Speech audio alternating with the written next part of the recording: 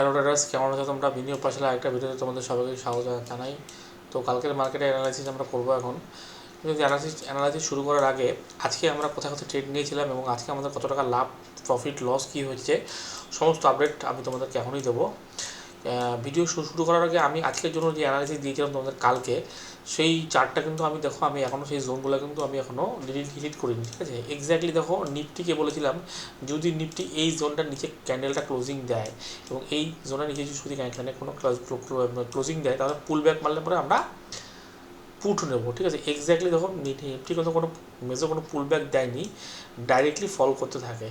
তো সেই ক্ষেত্রে নিফটিতে তোমরা এই সমস্ত জায়গাতে কোনো এন্ট্রি করতে পারতে, কিন্তু আমি তো কোনো এন্ট্রি করিনি। আমি ব্যাঙ্ক নিফটিতে এন্ট্রি করেছিলাম, কিন্তু ব্যাঙ্ক নিফটি দেখো আমি তোমাদের বলেছিলাম যদি ব্যাঙ্ক নিফটি এই জোনের উপরে আমরা বুলিশ হবো এবং এই জোনের নিচে আমরা বেয়ারিশ। এক্স্যাক্টলি ব্যাঙ্ক নিফটি প্রথম ক্যান্ডেলটা কী করে, এই জোনটার নিচেই ক্লোজিং দেয়। তারপরে বলেছিলাম যে যদি ক্লোজিং দেয় তাহলে আমরা কোনো পুল ব্যাক মারলে পরে আমরা একটা পুট নেব।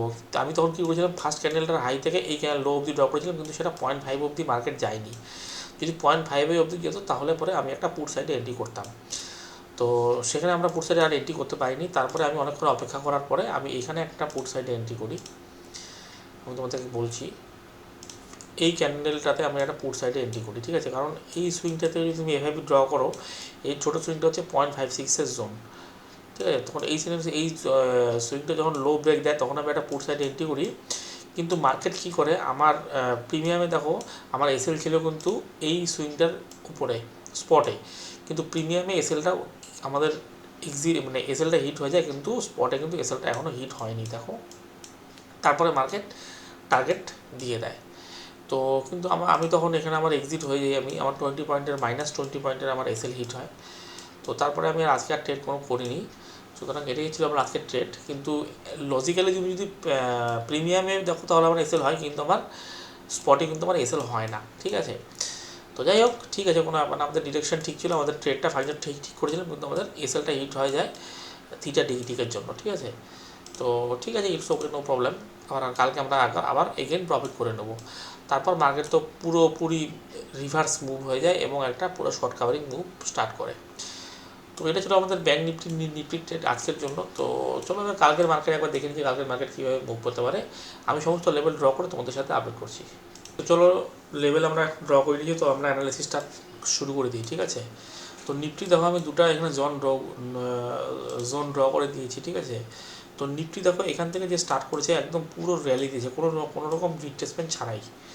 তো ঠিক আছে, সেই ক্ষেত্রে আমরা যদি ধরো এখান থেকে একটা মার্কেট এখান থেকে যে এই একটা সুইং বানিয়েছে, এর 0.56 থেকে মার্কেট উপরে গেছে, সুতরাং এই সুইংটাকে ভ্যালিড একটা সুইং আমি ধরবো। এই সুইং থেকে যদি তুমি ধরো তার 0.56 জোন হচ্ছে এটা, সুতরাং মার্কেট যদি ফ্ল্যাট ওপেনের নিচ দিকে আসতে শুরু করে এবং এই জোনটাতে যদি সাপোর্ট নেয়, তাহলে আমরা এখান থেকে একটা কল সাইডে এন্ট্রি করবো, ওকে?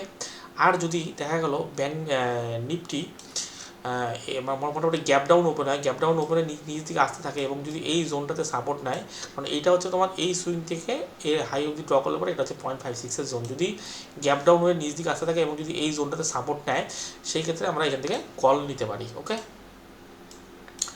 আর যদি মনে করো মার্কেট গ্যাপ আপ ওপেন হয়, গ্যাপ আপ যেহেতু উপরে কোনো মার্কেটের স্টপ লস তেমন নেই, সেহেতু গ্যাপ আপ ওপেন হয়ে যদি নিচ দিকে আসতে শুরু করে, তাহলে আমরা কী করবো, এই সুইং থেকে ফার্স্ট ক্যান্ডেল হাই অবধি ড্র করবো।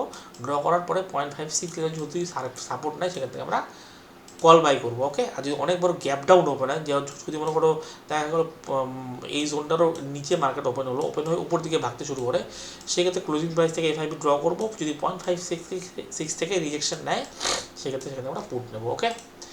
তো গ্যাপ ডাউন, গ্যাপ আপ, অনেক বড় গ্যাপ ডাউন, অনেক বড় গ্যাপ আপে কী করবো সেটা তোমাদের বলেই দিয়েছি। তো চলো এবার ব্যাঙ্ক নিফটিকে দেখে নিই। ব্যাঙ্ক নিফটিকে আমরা কী করতে পারি, ব্যাঙ্ক নিফটির ঠিক একই আছে পজিশন, তেমন কিছু এখানে টাফ নেই কোনো কিছু। সুতরাং ব্যাঙ্ক নিফটির এই জোনটার 0.56 জোন হচ্ছে এটা। যদি ব্যাঙ্ক নিফটি 50 প্লাস মাইনাস আমাদের ওপেন হয়, যদি এই জোনটাতে সাপোর্ট নেয় কিংবা যদি এই জোনটাতেও সাপোর্ট নিতে থাকে, সেই ক্ষেত্রেও আমরা এখান থেকে কল কিনতে পারি, ওকে? আর যদি দেখা গেলো ব্যাঙ্ক নিফটি গ্যাপ আপ উপরে নিচ দিকে আসতে শুরু করে, সেই ক্ষেত্রে এই সুইং থেকে ডে হাই অবধি ক্যান্ডেল ড্র, ফার্স্ট ক্যান্ডেলের হাই ড্র করবো, 0.56 সাপোর্ট নিয়ে সেখান থেকে আমরা কল বাই করবো।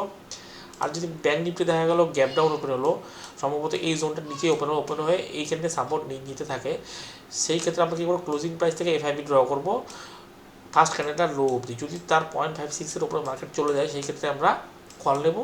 আর যদি 0.56 থেকে রিজেকশন নেয়, ক্যান্ডেলের রিজেকশন নেওয়ার পরে আমরা সেখান থেকে পুট নেবো, ঠিক আছে। আর যদি অনেক বড় গ্যাপ ডাউন ওপেন হয়, দেখা গেলো এই জোনটার নিচেই মার্কেট ওপেন হলো, ওপেন হওয়ার পরে মার্কেট উপর থেকে ভাগতে শুরু করে, সেই ক্ষেত্রে আমরা এই সুইং থেকে এভাবে ড্র করবো 0.56, যদি সেখান থেকে কোনো রিজেকশন হয় তাহলে সেখান থেকে আমরা পুট নেব। ওকে, তো এটা হচ্ছে আমাদের প্ল্যানিং। তো এবার দেখা যাক মার্কেট কীভাবে কালকে মুভ করে, তারপরে আমরা একটা ট্রেড আইডেন্টিফাই করে একটা ট্রেড নেবো, ঠিক আছে। তো চলো, এটা হচ্ছে আমাদের কালকের জন্য অ্যানালিসিস ব্যাঙ্ক নিফটি আর নিফটির, ঠিক আছে। তো ভিডিওটা এখানেই শেষ করে দিচ্ছি। আর তোমাদের যদি চারটার প্রয়োজন হয়, সেই চারটা আমি প্রতিদিন আমার টেলিগ্রাম চ্যানেলে আপডেট দিয়ে দিচ্ছি, চারটা পোস্ট করে দিচ্ছি। তোমাদের যদি প্রয়োজন হয় তোমরা এখান থেকে চারটাকে ডাউনলোড করে নিতে পারো, ঠিক আছে। আর টেলিগ্রাম চ্যানেলের লিঙ্ক আমার ডিসক্রিপশনে দেওয়া আছে, চাইলে পরে জয়েন করতে পারো। তো চলো, ভিডিওটা তোমাদের ভালো লাগলে পরে প্লিজ একবার কমেন্ট করে দিও, শেয়ার করে দিও বন্ধুদের মধ্যে, আর প্লিজ চ্যানেলটাকে সাবস্ক্রাইব করে নাও, ঠিক আছে। তো চলো, আমি কালকে একবার লাইভ ভিডিও করবো, আর আমার লাইভ ভিডিও করে তোমাদেরকে সামনে আমি দেখাবো, ঠিক আছে। তো চলো, ঠিক আছে, ভিডিওটা এখানেই শেষ করছি। দেখা হচ্ছে একটা ভিডিওতে কালকে, ততক্ষণে গুড বাই।